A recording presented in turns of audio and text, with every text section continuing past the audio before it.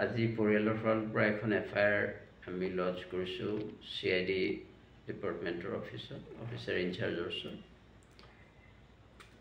সেইখনত আমি বিশেষকৈ সিদ্ধাৰ্থ শৰ্মা আৰু শ্যামকান্ত মহন্তক একিউজ কৰি পেলাই তেওঁলোকৰ ওপৰত বিচাৰ আৰম্ভ কৰিবলৈ অনুৰোধ কৰিছোঁ আৰু এণ্টায়াৰ টিমকে আমি হেৰিৰ আওতালৈ আনিবলৈ অনুৰোধ জনাইছোঁ।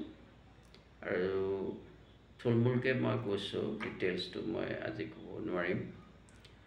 আৰু জুবিনৰ সম্পৰ্কে যিখিনি তথ্য পাতি বা ৰেকৰ্ডছ আছে, ডেটাজ আছে বা তাৰ মোবাইল ফোন সকলোখিনি পুলিচৰ আয়ত্তলৈ আনিবলৈ আমি অনুৰোধ জনাইছোঁ।